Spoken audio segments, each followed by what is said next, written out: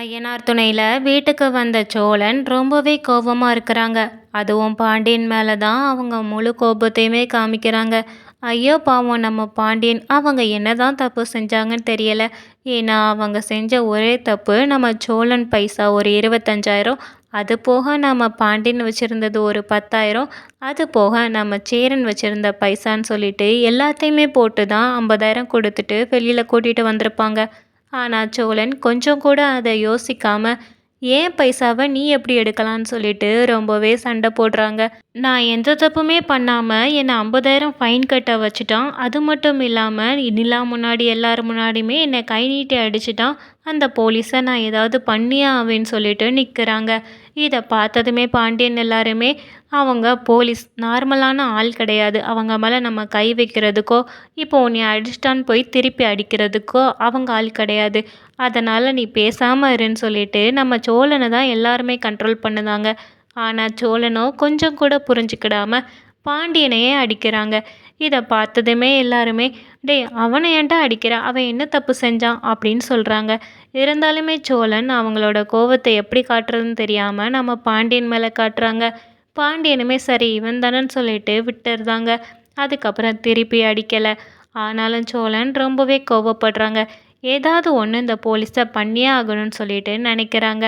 நிலா முன்னாடி இருந்த மரியாதையும் போச்சு, கையில் சேர்த்து வச்ச பணமும் போச்சு. அதே மாதிரி லைசன்ஸையும் நீ 1 மாதம் வண்டி ஓட்டக்கூடாதுன்னு சொல்லி வாங்கியும் வச்சுக்கிட்டாங்க. இது எதுவுமே நம்ம சோழனுக்கு திடீர்னு லைஃப்பில் நடந்ததுனால இதை எப்படி கடந்து வரேன்னு தெரியாமல் ரொம்பவே கோபமாகவே இருக்கிறாங்க. இதை புரிஞ்சுக்கிட்டு எல்லாருமே கொஞ்சம் அமைதியாக தான் இருக்கிறாங்க. அதுக்கப்புறம் சோழன் நம்ம இப்படியே இருந்தால் சரி வராதுன்னு சொல்லிட்டு அவங்களுக்கு எங்கே ஆக்சிடெண்ட் நடந்துச்சோ அந்த இடத்துக்கு கிளம்பி போகிறாங்க.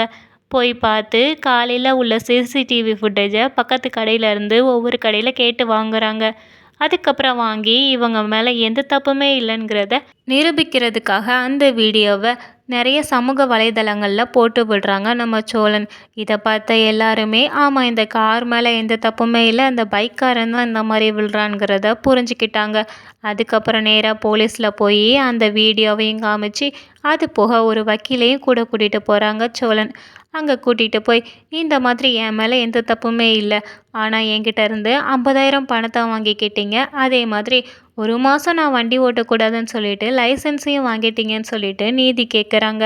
இதை கேட்டதுமே போலீஸ் வீடியோவை பார்த்ததுமே அதில் உள்ள கமெண்ட்ஸ் எல்லாம் பார்த்துட்டு ரொம்பவே பயப்படுறாங்க. எங்கே நம்ம பேர் கெட்ட பேர் ஆகிடுமோ, நமக்கு அடுத்தடுத்து ப்ரமோஷன் கிடைக்காதுன்னு சொல்லிட்டு பயந்துட்டு அதுக்கப்புறம் நம்ம சோழன் கிட்ட அவங்க காம்ப்ரமைஸ் பண்ணுறாங்க. என்னைய மன்னிச்சிடுங்கன்னு சொல்லிட்டு மன்னிப்புக்குமே கேட்குறாங்க.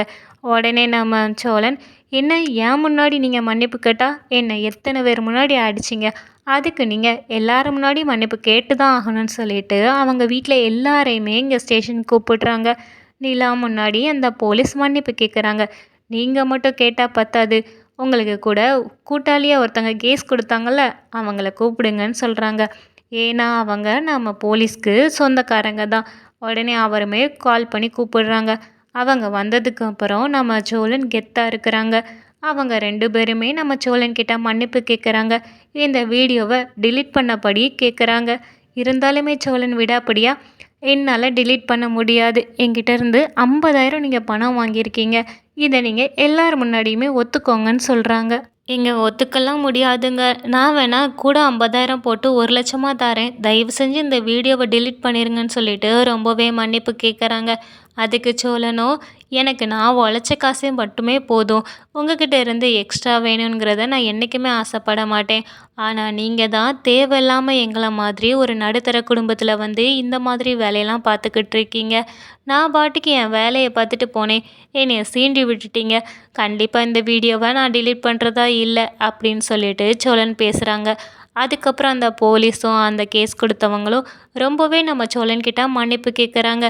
அப்போது நம்ம நிலா ரொம்பவே பெருமையாக நம்ம சோழனை பார்க்குறாங்க. சோழன் அவங்க மேலே விழுந்த கலங்கத்தை துடைக்கிறதுக்காக இவ்வளோ தூரம் இறங்கி போராடி இருக்காங்கங்கிறது நிலாவுக்கு ரொம்பவே பெரிய விஷயமா தெரியுது.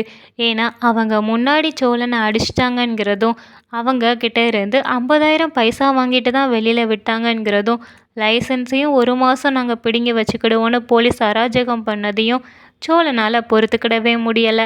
இது நியாயம் இல்லைன்னு தெரிஞ்சு தான் இவ்வளோ விஷயமும் பண்ணியிருக்காங்க. இதை பார்த்து தான் நம்ம நிலாவுமே சோழனை பார்த்து பெருமையாக நினைக்கிறாங்க. அதே மாதிரி மற்றவங்களுமே நீ சாதிச்சிடுடா, நீ ஏதாவது பண்ணுவேன்னு எனக்கு நல்லாவே தெரியும்னு சொல்லிட்டு பாண்டியன் எல்லாருமே சொல்கிறாங்க. நல்லபடியாக சோழனை ஸ்டேஷன்லேருந்து மறுபடியுமே வீட்டுக்கு கூட்டு போகிறாங்க. சோழன் அந்த வீடியோவை பத்திரிக்கை ஆஃபீஸ்க்கும் எல்லாருக்குமே அனுப்பி வச்சுருப்பாங்க போலுக்கு. கரெக்டாக நம்ம சோழன் கிளம்பி வெளியில் வரையுமே அங்கே பத்திரிக்கை ஆட்கள் எல்லாருமே கூடியிருந்தாங்க. அதுக்கப்புறம் நம்ம சோழன் தான் நடந்தது எல்லாத்தையுமே ஒருத்தங்க கிட்ட சொல்லி அது நியூஸில் கூட வரதான் செய்யுது. இப்போ அந்த போலீஸையும் சரி, கேஸ் கொடுத்தவங்களையும் சரி ரொம்பவே மோசமாக பேசிக்கிட்டு இருக்காங்க. ஏன்னா அவங்க 2 பேருமே பிளான் பண்ணி தான் பணத்தை அடிக்கிறதுக்காக இந்த மாதிரி பண்ணியிருக்காங்கங்கிறது தெரிய வருது. அவங்க நம்ம சோழன்கிட்ட மட்டும் இல்லாமல் இன்னும் நிறைய பேர்கிட்ட இந்த மாதிரி தான் பண்ணியிருக்காங்கன்னு தெரிய வருது. இது தெரிஞ்சதுமே சோழன் நீ இதே பொழப்பா தான் அலையிறியான்னு சொல்லிட்டு தான் இவங்கள உண்டு இல்லைன்னு பண்ணணும்னு இவ்வளோ தூரம் பண்ணியிருக்காங்க. அதே மாதிரி இவங்களோட உண்மையான முகத்தை தெரிஞ்சதுமே பத்திரிக்கையில் போட்டு கிளி கிளின்னு கிழிக்கிறாங்க. சோழனுக்கு இப்பந்தான் முழு திருப்தி ஆகுது.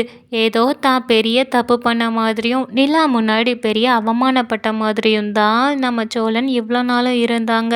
என்னைக்கு அவங்க இந்த உண்மையெல்லாமே போய் ப்ரூவ் பண்ணிட்டு வந்தாங்களோ அதுக்கப்புறம் தான் வீட்டில் அவங்களால தலை நிமிர்ந்தே இருக்க முடியுது. ஒரு சின்ன அவமானத்தை கூட நம்ம சோழனால் தாங்கிக்க முடியலை. அதை சரி செய்கிறதுக்கு தான் இவ்வளோ போராட்டம் போராடி இருக்காங்க.